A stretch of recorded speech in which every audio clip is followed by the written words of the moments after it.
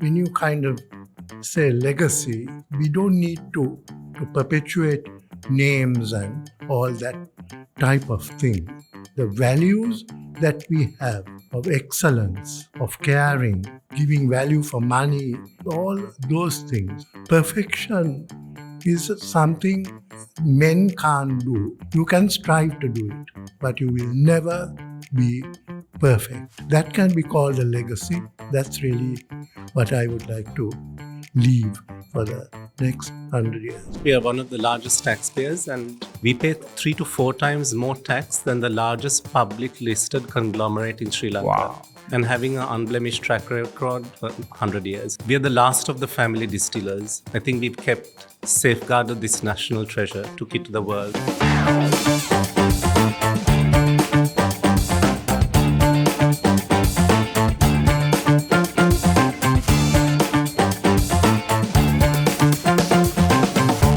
Everyone, and today we are celebrating 100 years of the Rockland story. And to help celebrate it with me are two of the leading lights of Rockland Distilleries. First, its chairman, Derek De Silva Wijeyeratne. Welcome, Derek. Thank you. And the group managing director, Amal De Silva Wijeyeratne. Hi, Amal. Hi. I'm going to start with the chairman. 100 years, fourth generation business. You really must have a lot of anecdotes about the start of the company and the last 100 years. Please share some of those with us. May I start off by telling you who started it? My great-grand aunt, Cecily Pereira, Sicily. That's my father's mother's sister, married a lawyer called J.B.M. Pereira. Soon after, in fact, Cecily's father was a big businessman. He used to export rice from here, export gems, import other things, and unfortunately died prematurely. So what happened? Nobody to do the business. So JBM gave up his law practice and joined.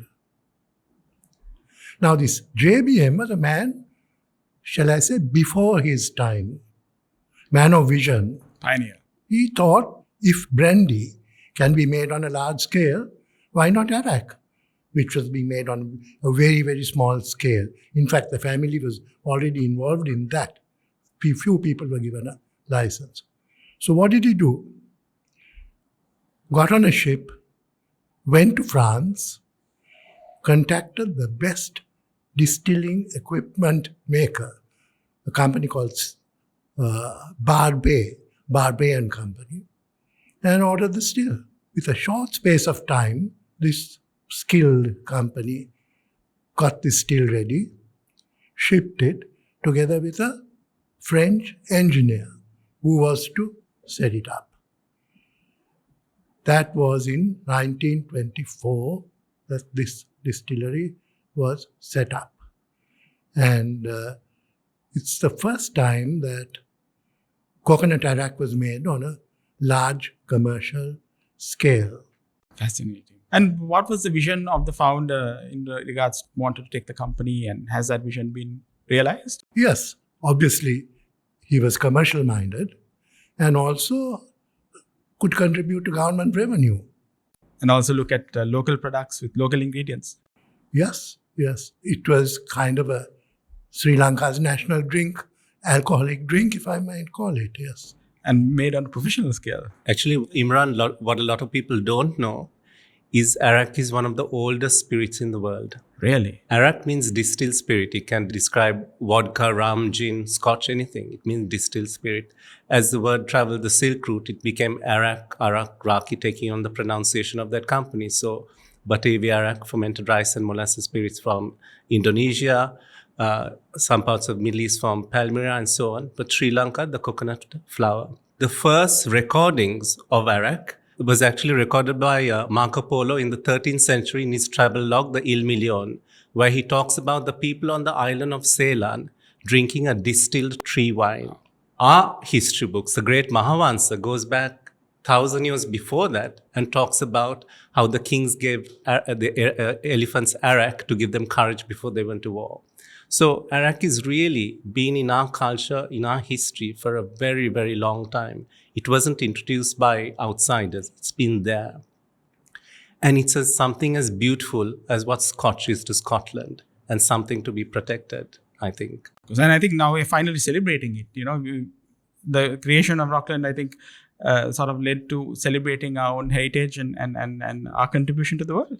Yeah, I mean, it's been quite an adventure. And Dad always tells us stories as we sit in the afternoon over a cup of tea or whatever. Sometimes say, "Oh, Dad, you told us so many times before. It's so boring." Sometimes like, "What? You've never told us that before?" "No, I've told you. No, you haven't, Dad." And so my Uncle Trevor and Dad, there's this amazing bundle of stories. And we thought, we need to capture these before they're lost. And because there's so much to learn from them.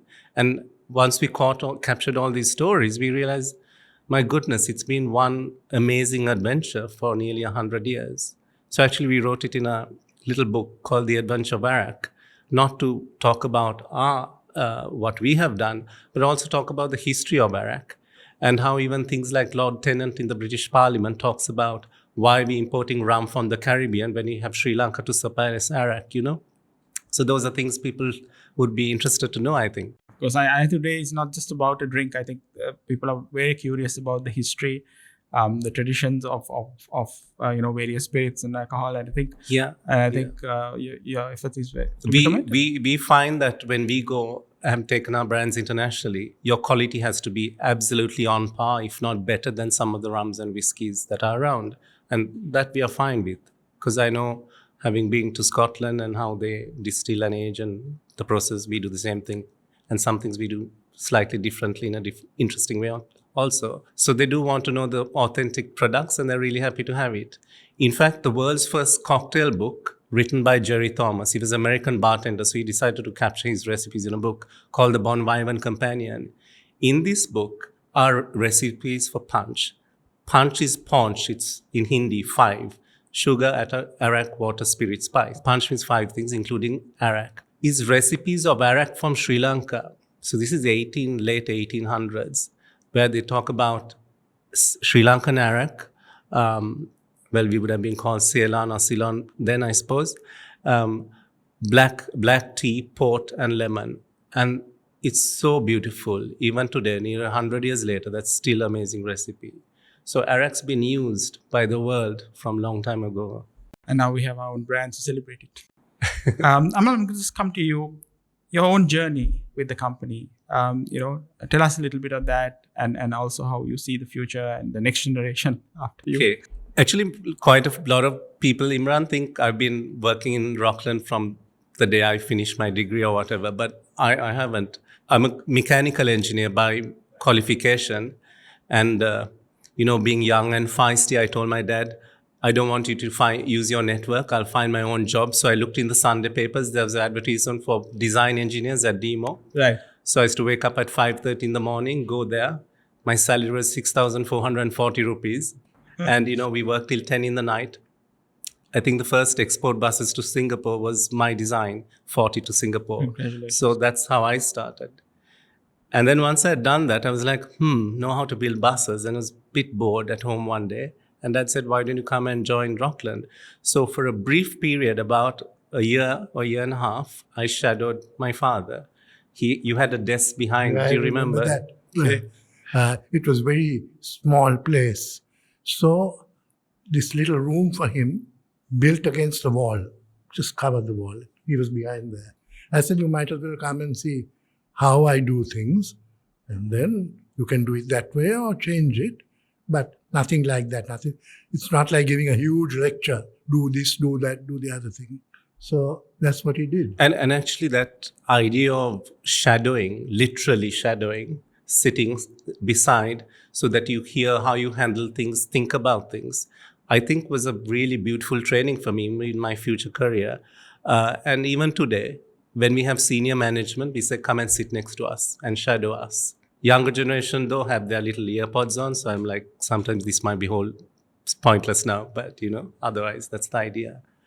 And so I worked in as a design engineer, and then I went to do my MBA in the UK, and then got into management consultancy. So I was in strategy and change, and you had to pick a competence area, and I loved marketing. And then later I did merger acquisitions and all. And I joined the company after the tsunami. That was when it started for me. So you finally got him into the company as well. Chairman, the long-term success clearly has been guided by family values. And then those values have obviously kept you all going during a difficult country. Sri Lanka has gone through a difficult time, particularly in the last 30 years, but I think, before that as well. How has your family values guided the long-term success of the company? And how do you see it continuing? Yes, I think these are the values that we observed in the family. Now, take one example. My father called me one day and said, "Derek, never tell a lie." And he said, because a lie means you are misleading somebody. And it also means that if somebody finds out that you have said a lie, that is the end of your credibility. That left a deep impression. And from that, I noticed so many other values flowed. Don't tell a lie about the product you're making. A lot of people tend to say our product is good.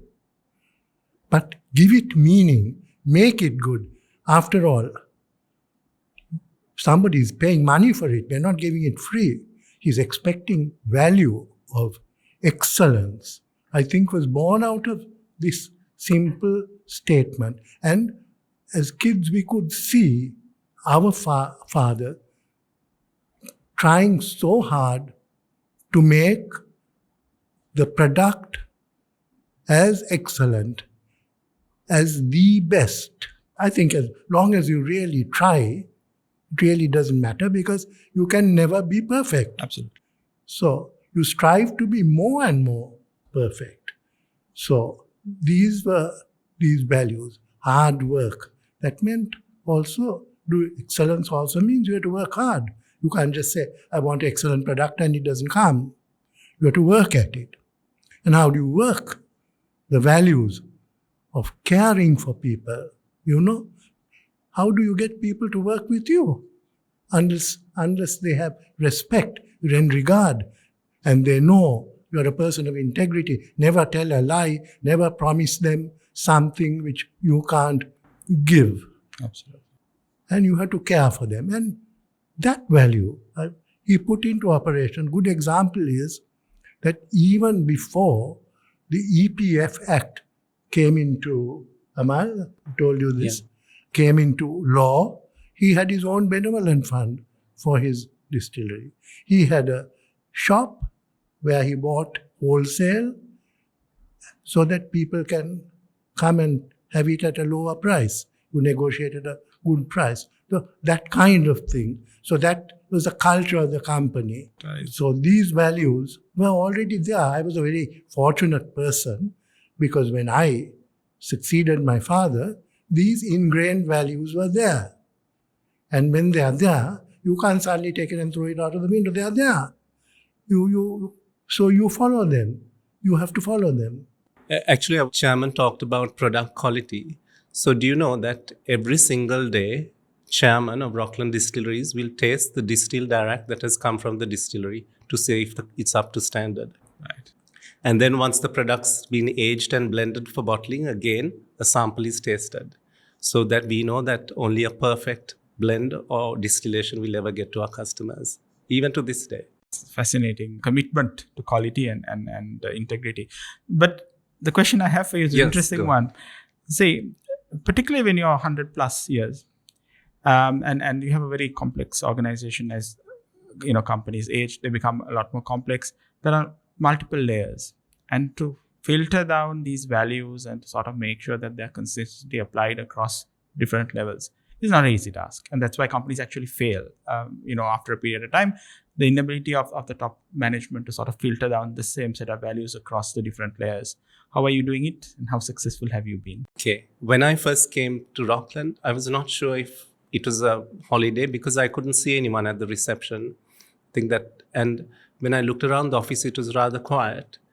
And the culture was very much in the old-fashioned style where people had wooden partitions, and these were full partitions on the front with frosted glass, which you could peek through, and people had their desks. It was the proper, beautiful office, but that means people didn't interact much. And obviously, people are working in silos. So having earned my credibility in the company, when I was appointed CEO later on, I thought we must change our culture. So we actually built the 4th floor and had an open plan office. Of course, the key managers had their glass cubicles. So now to convince them that this is going to be a good thing, there was such a lot of resistance. I offered them, isn't that view beautiful? Do you want this spot or do you want that one? Sold their spots to them. And then, of course, we had the opening of the office. Everyone went in and then suddenly realized, oh, I don't have an office room. I forgot. So I had to sit in the meeting room and then later make a little cubicle for myself. So we did things like that. And then even a few years back, maybe now about 5 years back, we decided it's time again to change because we needed to expand floors. And as we did that, I thought if in a few years' time we are a much bigger company, we need to walk between floors. So we built an internal staircase. So that was covered up. When we built our office, the new floor, and renovated it, I used it as a culture change machine where it's completely open plan. The accounts clerk and the group managing director, so same desk and same set of drawers. That's the way the office works. We found we are far more agile, quicker. You don't need secretaries to come and see anybody from the MD. And, we got little rooms for meetings, and we don't have a lot of those also because if you're stuck in meetings, that's a bad thing. So we actually created an office space. And so if you actually come to the Rockland office, it's an old company, but you can see the beautiful things that this must be old company, but it's like a cutting edge IT firm. So there's a lot of things that happened inside building Rockland in my part of the journey and transforming and keeping this going so that we are not out of date, I think. And we have to keep evolving. And I don't know what the next change is yet, but I know it'll be needed soon. Exactly. And I think you have the set of values that will help you navigate it, I think. So far, I think you're having a wonderful story. Chaman, tell me about the Rockland Grit. And also, what are the biggest challenges you've had as chairman of Rockland? Yes. There again, it's quite interesting because talking of grit, my dad, Carl, was about to enter medical college. In fact, he passed the whatever exam they had. When his uncle, who did not have any children, was extremely fond of him, persuaded him to come and join him. Because JBM was a man of vision, but not a practical man, to run an office. And as it turned out, he was bad with money in the sense that a lot of money was given to his friends, freely given, accountability, really, he was poor. Unfortunately, soon after my dad joined, JBM, the uncle, died prematurely.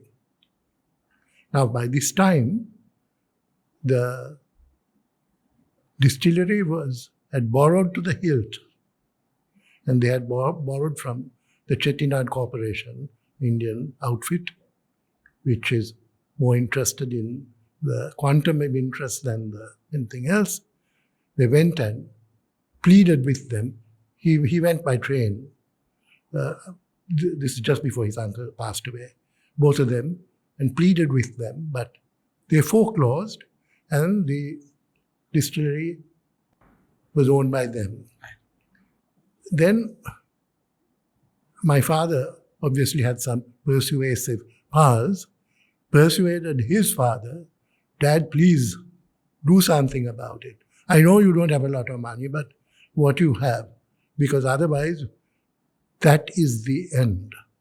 So he did that and redeemed it, paid back and got it back. When he got it back, there was the Great Depression, 1930s, and things all over the world became bad, and also Sri Lanka was badly affected. So as he went, he had a very, very hard time. And we were not allowed to sell our product under our own label. We had to sell all the way to the government at a price that they offered. So we were in deep trouble again.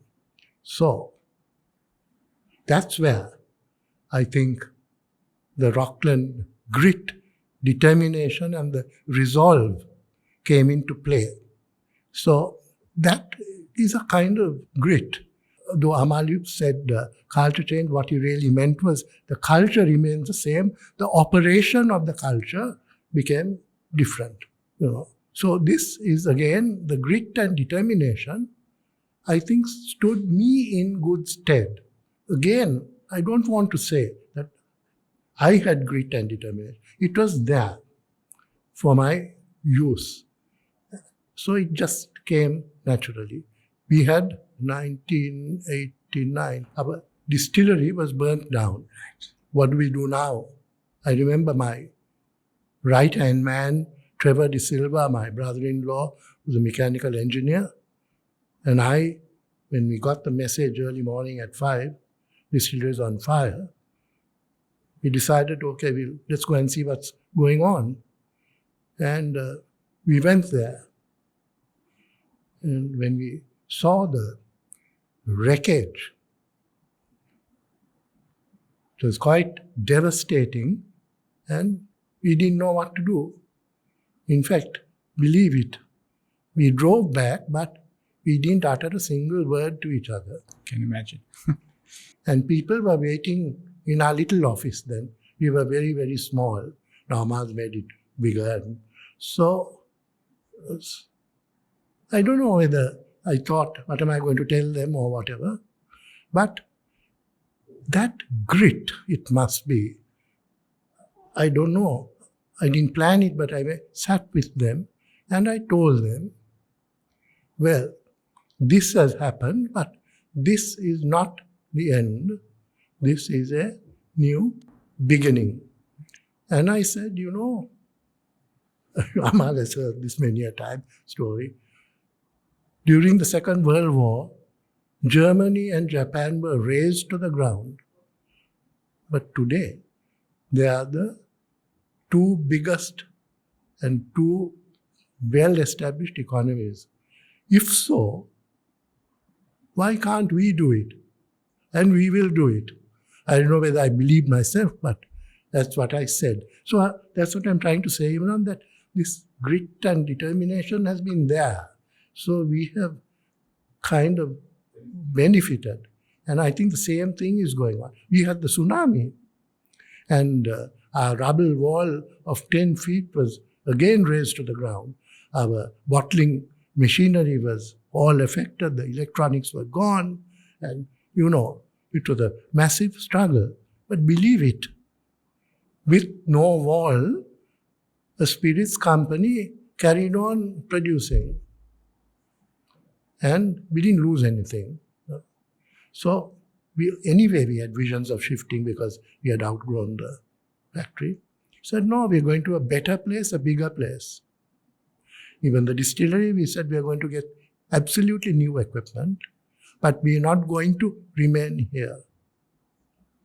And the other thing I want to sort of say is you inherit this kind of decisiveness, decision-making, because critical times, you have to be somebody who can make a decision, calculated decision, can be wrong, but with God's help, we have made some wise decisions. And you've inspired others on the journey, I think. That's, yes. I think, been the bigger one. And we had cooperation from our staff.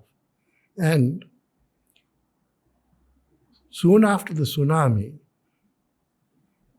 2 drivers came into my office room and they said, sir, we will work without a salary. That's amazing. You've truly inspired your staff, I think. Amal, I want to please. And Dad, one thing in '89 after the fire, Imran, after the fire, it must have been so hard for my father. But when he came home, we knew something was slightly wrong, but he never brought it back home and brought it to the family. And that's amazing, amazing thing. And I still wonder how you did it. But Amal, I don't know whether, just to go Of back to a course. little story. Now, my father was alive, and I had to tell him That wouldn't have the been easy. news. But I don't say he was unfazed, but he gave the appearance of being unfazed. And he, or something, he said. What do we do, or something? So, So you had to make sure that you inspired both your father and also your children, and kept them well, going. thank you for saying that, but I don't know. We have a lot to learn from you. Amal, every business has a social license to operate, in addition to any legal licenses that they have. And in addition to being one of the largest taxpayers in this country, how else has Rockland contributed to the economy of this country, and how do you see it going forward as well? So Imran, we are one of the largest taxpayers, and I think when we say that, people don't quite realize what that means. We pay 3 to 4 times more tax than the largest public listed conglomerate in Sri Lanka. Wow, that's a huge contribution. And having an unblemished track record for 100 years too. So apart from that, which is so useful for the economy, we are the last of the family distillers. I think we've safeguarded this national treasure, took it to the world. So that's there as well. Things like even the toddy tappers, it's a dying art. And if we hadn't loved Arak as much as we do at Rockland, then perhaps toddy tapping might have died out altogether. Absolutely. We are the only distillery to have our own coconut estates. So the toddy tappers keep working, and we know that the quality of toddy we get is really good. There's a little village that makes clay pots. So all those ladies make thousands of clay pots for us. So that goes on. The last of the coopers, that is the person who makes the vats, is with us. And so actually we touch a lot of people. And then of course, take Olu water, which is one of I'm really proud of. It's beautiful water, natural mineral water, which comes from the cloud forest of Sri Lanka. Now, I'm a personal fan of your brand, so yes, please. I'm very glad, thank you. So originally, Rockland, because the glass bottles were really expensive, my father and uncle had set up one of the first PET manufacturing plants. It was to make bottles for Rockland, the small ones especially, and then also because of the spare capacity, they made PET water bottles for other people who then put their water in, put the label, and sold it. And we just made the bottles. So I realized this was trading commodity, really not value adding, and that wasn't going to work, and alcohol wasn't good to be sold in PET. So we made our own PET bottles and had this huge factory which we used, and Olu water was in PET. As the world understood PET and what it does, we realized PET has microplastics in it. And it is not eco-friendly. If you make 100 PET bottles, you can recycle back only 2 or 3. So you can never fully recycle it. It is definitely bad for the environment. Knowing this as a business person, as a family who's always cared about the environment too, we discontinued PET making almost overnight, losing 90% of our turnover. And decisions and things like that we can do, maybe because we are a family company, but it also caused us a lot of loss. So Rockland has lots of little stories like that, which a lot of people don't know, because we always let our brand shine and stood behind, and that's been the way we run this company. You're the world's first, one of the world's first green certified. Yes, world's Please first. tell me that story. world's I think first very few green people know his distillery. story. Yeah. So we were one of the first companies in Sri Lanka, before some of the government companies, even to be LEED certified. And they said, do you know, you're the only distillery in the world ever to have got this certification from us. I said, can you give me a letter? And they said, no, I don't think we can, but we'll give you the certificate, but we are telling you that. So there was an eminent distiller family we work with. We import their brands to Sri Lanka. And as we toured the distillery, I was telling them as we sat for dinner, you know, I don't have this, so I'm not sure whether I'm going to talk about it. He says, nonsense, you should tell everybody. So that really inspired me that we should maybe tell a few people at least. World's first green distillery, carbon zero certified. And you know what? Running and keeping it eco-friendly costs more than running the distillery. Because every time if you distill 100 liters of toddy, let's say, or whatever, you get about 7% of alcohol out of that. That means 93 liters is effluent. You've got to treat it. That's a huge lot of liquid. And so the effluent goes a thin, long drain, cooling naturally so that you don't have cooling towers for that. It's biodigested. The in anaerobic chambers which we've created, and then we collect the gas, and that biogas is used to fire the boiler and so on. And there are a whole lot of other initiatives that are inside that making it green. We are very proud of that. We don't talk much about it, but it's there. I think you should talk more about it, because I think the world is looking towards sustainability. As it turned out, it's going to be something quite nice for us but we've been doing this for a long time, and so I'm really glad the world's moving that way too. Chairman, 100 years now. Obviously, Amal is there as the next generation, but you're looking to the future as well. What sort of legacy do you want to leave for the next generation and the next 100 years? Yeah, that's interesting question.